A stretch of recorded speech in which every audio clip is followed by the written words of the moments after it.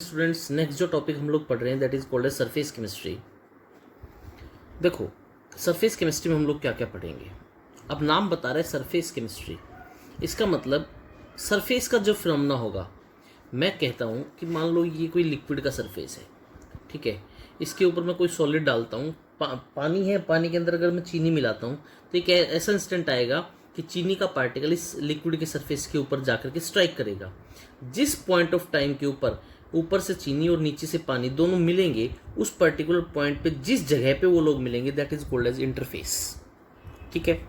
अब कौन सरफेस पे मिलता है, कौन बल्क में मिलता है, बल्क का मतलब नीचे। इसके बेसिस पे दो प्रोसेसेस पढ़ेंगे, one is called as absorption और एक पढ़ते हैं एडजॉर्प्शन, ठीक है। एब्जॉर्प्शन कॉमन सा फिनोमेना तुम लोगों ने पढ़ रखा है, एब्जॉर्ब पढ़ रखा है। हम लोग कहते हैं सरफेस केमिस्ट्री कौन से फिनोमेनाज पे करेगी। It deals with all phenomenas which occurs at interface of contacting phases. देखो, कॉन्टेक्टिंग फेज पढ़े थे मैटर के तीन, सॉलिड, लिक्विड और गैस। कॉन्टेक्टिंग फेज यहाँ पे कौन कौन कॉन्टेक्ट कर रहा है, सॉलिड और लिक्विड, और जिस जगह पे वो दोनों कॉन्टेक्ट कर रहे हैं that is called as interface. इसी कड़ी में पहला हम लोग पढ़ेंगे एडजॉर्प्शन। एडजॉर्प्शन क्या होता है? एडजॉर्प्शन में हमेशा जो कंसंट्रेशन रहेगी, या मैं ये कहूँ जो मॉलिक्यूलर स्पीशीज आप लोग डालोगे वो मैक्सिमम कहाँ करके एक्यूमुलेट होंगे, सरफेस के ऊपर, और सरफेस का फिनोमेना कहलाता है एडजॉर्प्शन। बहुत बार आता है which one of these is a surface phenomena, तो adsorption is a surface phenomena.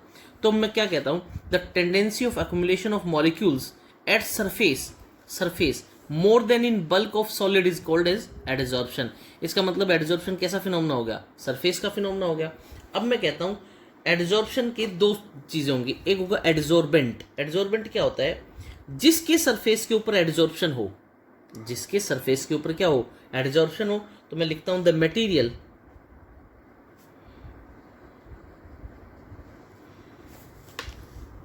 On whose surface,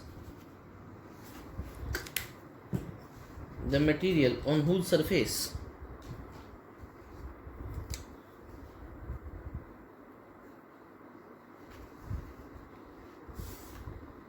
the adsorption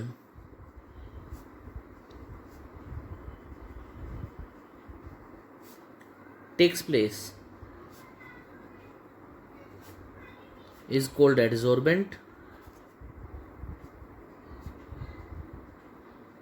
adsorbent, और दूसरा होता है adsorbate.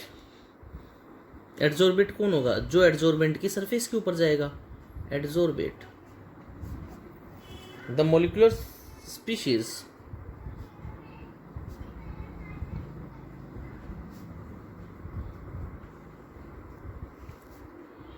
which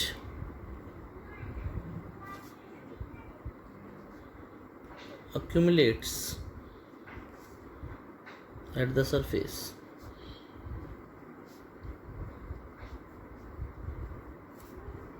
is called adsorbate। बोलो बेटा, बात समझ में आई है नहीं? ठीक है, तो हम लोग क्या लिख सकते हैं? अब भाई सरफेस का फिनोमेना है, अगर सरफेस एरिया ज़्यादा तो प्रोसेस भी ज़्यादा, तो हम लोग क्या लिखते हैं? Greater the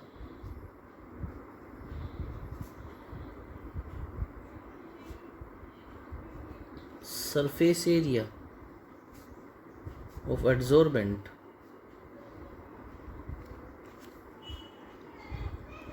greater the amount it absorbs from bulk phase। चलो बेटा, बात समझ में आई नहीं है? अब एग्जांपल पढ़ लेते हैं एडजॉर्बेंट के।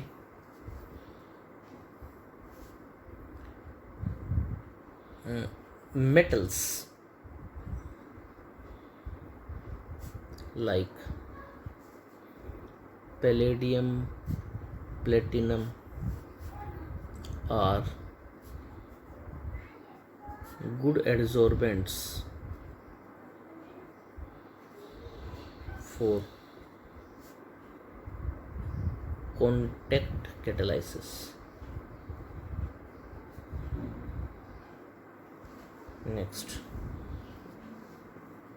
Silica gel is good adsorbent. बोलो बात समझ में आई या नहीं आई? ठीक है, एडजॉर्प्शन यहाँ पे लिख लो, इट इज सरफेस फिनोमेना।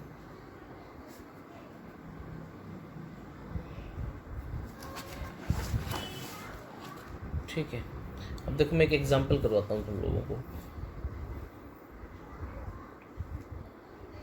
क्या कहते हैं हम लोग, if gases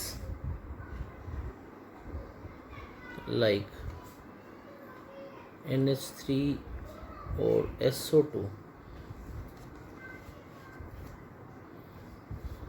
are enclosed in presence of charcoal,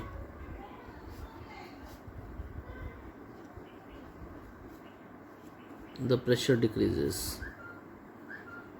pressure decreases, क्यों डिक्रीज कर जाता है? Because the molecules concentrate at surface. अभी समझाता हूँ क्या करते हैं। देखो NH3SO2 गैसेज लिए, इनको चारकोल की प्रेजेंस में एक एनक्लोज्ड कंटेनर के अंदर डाल दिया। क्या होगा, NH3 और SO2 ये दोनों क्या कर जाएंगी, एडजॉर्ब कर जाएंगी सरफेस के ऊपर। और बेटा ऊपर सरफेस के ऊपर आ गई तो क्या होगा, सरफेस के ऊपर आ गई, एडजॉर्प्शन प्रोसेस होगी, एडजॉर्प्शन प्रोसेस होगी तो प्रेशर कम हो गया। ठीक है, नेक्स्ट हम लोग पढ़ेंगे that is called as absorption. Absorption से पहले एक और बात बताता हूँ। The process of removing an adsorbed substance from surface is called desorption। बहुत इंपॉर्टेंट, बहुत बार पूछा जाता है 1 नंबर में। अरे डिसॉर्प्शन का मतलब एडजॉर्प्शन का उल्टा। एडजॉर्प्शन में क्या होता है, सरफेस के ऊपर आ जाते हैं पार्टिकल्स, कंसंट्रेट कर जाते हैं, डिसॉर्प्शन में हट जाएंगे। तो इसको थोड़ा ढंग से पढ़ना। ठीक है, नेक्स्ट पढ़ते हैं absorption.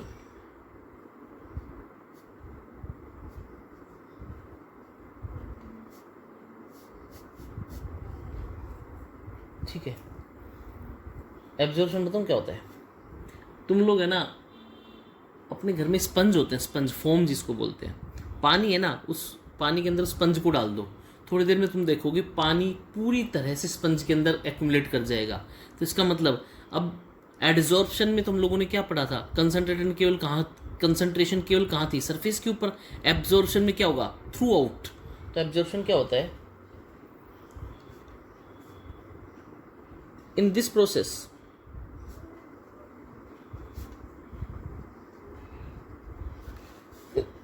the substance is distributed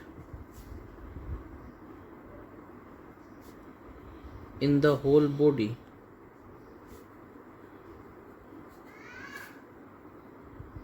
of adsorbent to form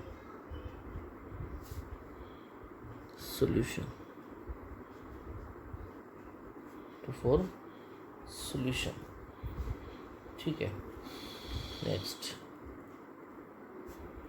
it is, वो सरफेस का फिनोमेना था, तो ये कैसा फिनोमेना होगा, it is bulk phenomena.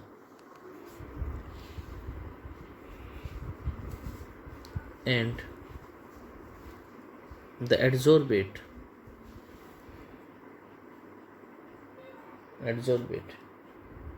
penetrates to the whole body। इसका मतलब पूरे में एक्यूमुलेट कर जाता है, ठीक है। फॉर एग्जाम्पल,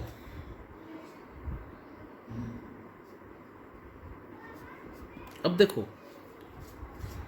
एडजॉर्प्शन क्या था, सरफेस का फिनोमेना था। एब्जॉर्प्शन क्या था, बल्क का फिनोमेना, ठीक है। मैं क्या करता हूँ, एक चौक लेता हूँ। मैंने एक चौक लिया, मैंने इसको इंक के अंदर डाल दिया, ठीक है। इंक के अंदर डालूंगा ना तो थोड़ी देर मुझे क्या लगेगा इंक केवल आउटर सरफेस पे होगी, अंदर से चौक को तोड़ करके देखोगे तो वाइट मिलेगा। लेकिन थोड़ी और देर रख करके रखोगे ना चौक को, तो पूरा का पूरा क्या हो जाएगा, अंदर तक ब्लू। इसका मतलब इनिशियल क्या हो रहा था, एडजॉर्प्शन, और थोड़ा टाइम बढ़ा तो क्या हो जाएगा, एब्जॉर्प्शन। और एडजॉर्प्शन और एब्जॉर्प्शन में अंतर एक और होगा, एडजॉर्प्शन जो होगा ना वो थोड़ा सा फास्ट होगा, हाई एट द बिगनिंग, लेकिन एब्जॉर्प्शन क्या होगा, स्लो होगा। तो क्या करता हूं मैं, for example when a chalk is dipped in ink, the surface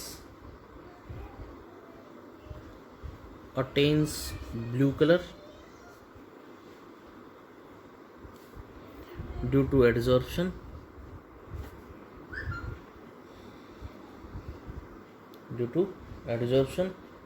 and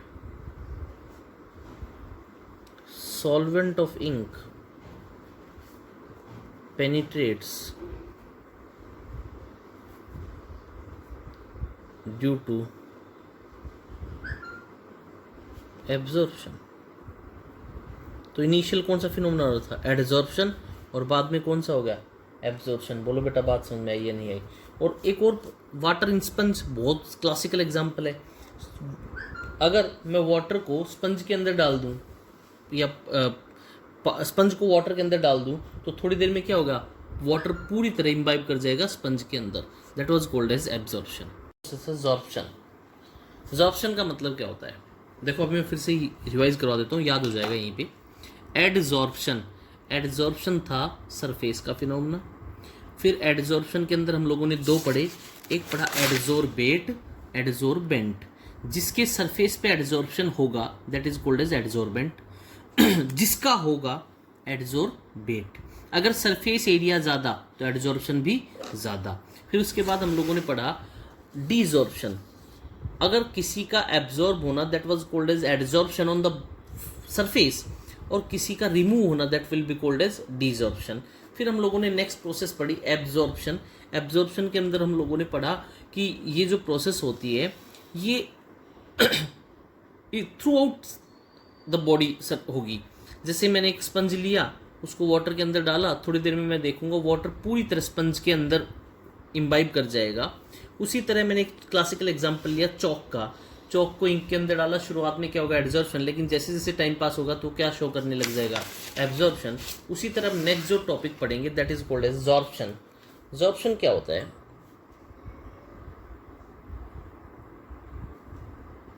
the adsorption and absorption takes place simultaneously,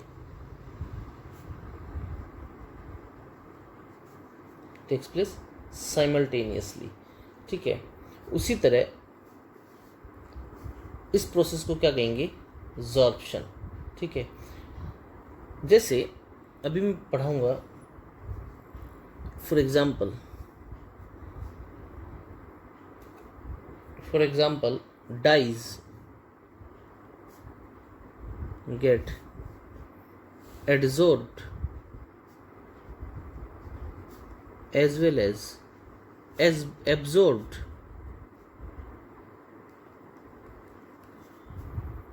in cotton fibers, that is called as absorption. क्या कहलाता है? absorption. ठीक है, अब हम लोग नेक्स्ट कर लेते हैं डिफरेंस बिटवीन, एक साइड लिख लेते हैं एडजॉर्प्शन और एक साइड लिख लेते हैं एब्जॉर्प्शन. एडजॉर्प्शन और एब्जॉर्प्शन. लो जी बताओ जल्दी से, एडजॉर्प्शन सरफेस का या बल्क का? वेरी गुड, सरफेस का phenomena. Adsorption, the concentration of substance takes place on interface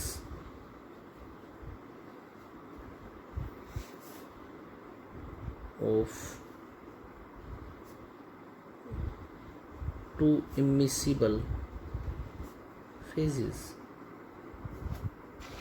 ठीक है, नेक्स्ट एडजॉर्प्शन,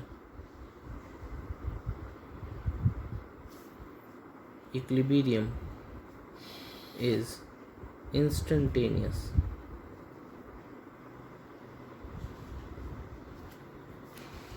ठीक है, next it is surface phenomena. ये सब अब कर चुके हो तुम लोग.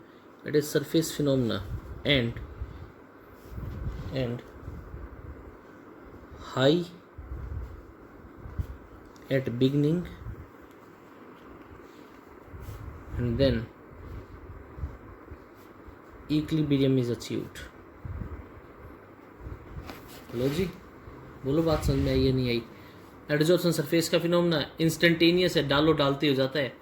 सरफेस का फिनोमेना है, high at the beginning, equilibrium is achieved. उसी तरह एब्जॉर्प्शन क्या होगा? Absorption, the substance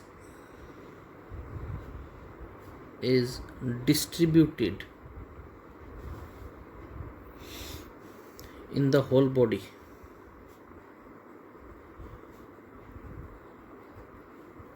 whole body of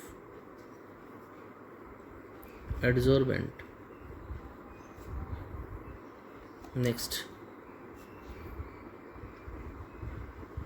the equilibrium is slow. Next, it is bulk phenomena. It is bulk phenomena and molecules penetrate the whole body.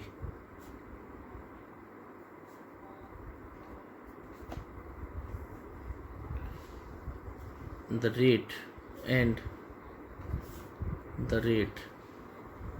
remains same throughout. ये था बेटा adsorption और absorption में difference. मैं फिर से एक बार बता देता हूँ. एडजॉर्प्शन एब्जॉर्प्शन यही याद कर लो. एडजॉर्प्शन किसका फिनोमेना था? सरफेस का फिनोमेना. सरफेस का फिनोमेना था. एब्जॉर्प्शन कैसा था? थ्रू आउट होल बॉडी का फिनोमेना था. एडजॉर्प्शन क्या होता है? इंस्टेंटेनियस होता है. एब्जॉर्प्शन क्या होता है? स्लो होता है. एडजॉर्प्शन क्या होता है? सरफेस का फिनोमेना है, शुरुआत में क्या होगा? फास्ट होगा, लेकिन बाद में क्या हो जाएगा? स्लो. इक्विलिब्रियम अचीव हो जाएगा. जितना एब्जॉर्ब होना था उतना हो जाएगा. एब्जॉर्प्शन क्या था? बल्क का फिनोमेना था और मॉलिक्यूल जो होता है वो बॉडी के अंदर पूरी तरह पेनिट्रेट कर जाता है. This is adsorption and absorption. फिर से मैं एक बार रिवाइज करवा देता हूँ. शुरुआत में थोड़ा सा एक बार समझ में आ गया तो बहुत आसान है ये चैप्टर. सरफेस केमिस्ट्री शुरू किया. मैंने कहा सरफेस केमिस्ट्री के अंदर हम लोग सारे वो फिनोमेनाज पढ़ेंगे जो इसके सरफेस के ऊपर होंगे या इसके बल्क के ऊपर होंगे. उसी के बेसिस पे हम लोगों ने दो पढ़ा, एब्जॉर्प्शन और एडजॉर्प्शन. एडजॉर्प्शन क्या था? सरफेस का फिनोमेना था. मैंने क्या लिया? जिस पॉइंट ऑफ टाइम के ऊपर मैंने लिक्विड का सरफेस ले रखा है, इसके अंदर मैं कोई सॉलिड डालूंगा जिस जगह ये सॉलिड लिक्विड एक दूसरे से मिलेंगे that was called as interface. ठीक है, दो फेज है सॉलिड और लिक्विड। एडजॉर्प्शन के अंदर दो होंगे, एक होगा एडजॉर्बेंट, एक होगा एडजॉर्बेट। जिसके सरफेस के ऊपर एडजॉर्प्शन होगा that was called as adsorbent, जिसका होगा that is called as adsorbate. Surface का फिनोमेना है तो सरफेस एरिया जितना ज्यादा एडजॉर्प्शन भी उतना ही ज्यादा। फिर हम लोगों ने पढ़ा, ये सारे एग्जांपल्स पढ़े, एब्जॉर्प्शन पढ़ा। अब नेक्स्ट जो मैं पढ़ाने जा रहा हूं that is called as mechanism of adsorption. Mechanism of adsorption. लो जी, क्या पढ़ते हैं? देखो, एडजॉर्प्शन में हम लोगों ने पढ़ा कि सरफेस का फिनोमेना है, ठीक बात है, लेकिन पार्टिकल्स का फेज अलग अलग होगा, एडजॉर्बेट अलग होगा, एडजॉर्बेंट अलग होगा। तो इसका मतलब उनके बीच में कोई एक फोर्स एक्टिंग होगी जो कि सारी प्रोसेस करवाएगी। अगर वो फोर्स बैलेंस्ड है तो एडजॉर्प्शन होगा, अगर फोर्स इम्बैलेंस है तो एडजॉर्प्शन नहीं होगा। तो मैं पहला पॉइंट क्या लिखता हूं? As in adsorption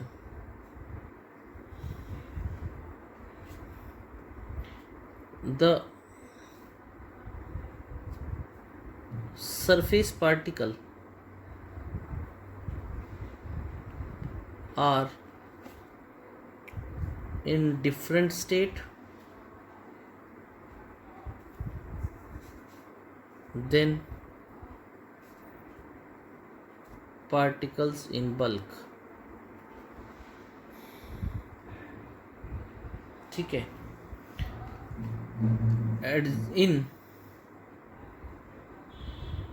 in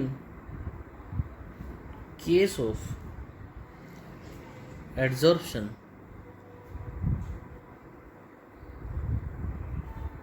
there is heat of adsorption।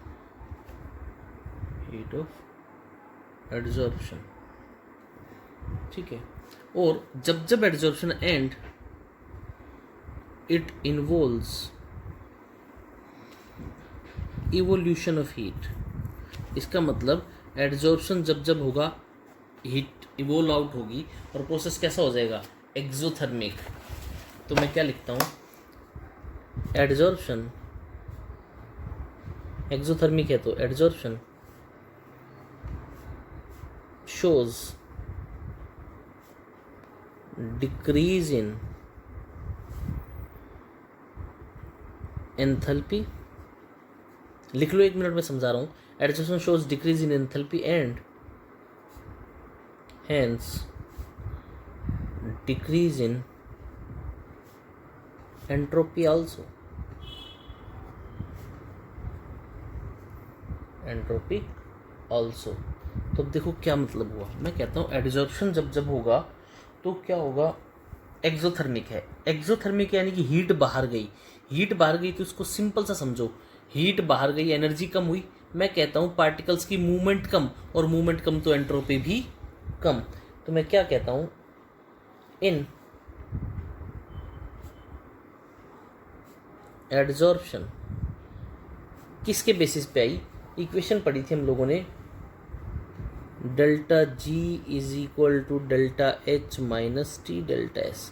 अब याद करो, डेल्टा जी नेगेटिव, प्रोसेस कैसा था? स्पॉन्टेनियस। अरे बोलो, था या नहीं था? अब मैं क्या कहता हूं? In adsorption as process is spontaneous.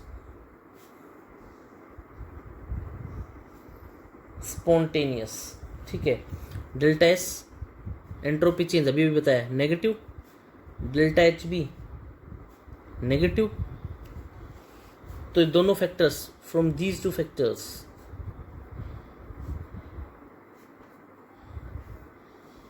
Delta H negative, तो डेल्टा जी भी कैसा? नेगेटिव। और डेल्टा जी अगर नेगेटिव तो प्रोसेस हम लोगों ने पढ़ रखा कैसा होगा? स्पॉन्टेनियस। बोलो बात समझ में आई या नहीं आई? अब देखो यहाँ पे हम लोग कह सकते हैं इंस्टेंटेनियस या स्पॉन्टेनियस, अपने आप से होता है। ठीक है, अब बता सकते हैं हम लोग ये बात। डेल्टा जी क्या आ गया? नेगेटिव। तो इसका मतलब इक्विलिब्रियम कब अचीव होगा? इफ जैसे जैसे एड्जॉर्प्शन होता जाएगा, एड्जॉर्प्शन कैसा बताया, एक्सोथर्मिक, एक्सोथर्मिक है तो हीट बाहर निकलेगी। If delta H becomes more negative, वही प्रोसेस चलता जाएगा, हीट बाहर निकलती जाएगी। As process proceeds hence delta H becomes equal to T delta S and delta G becomes 0। बोलो बेटा बात समझ में आई है नहीं? ठीक है, ये था एडजॉर्प्शन और एब्जॉर्प्शन। इसको सारे को लिखना है, कल करेंगे हम लोग टाइप ऑफ एडजॉर्प्शन।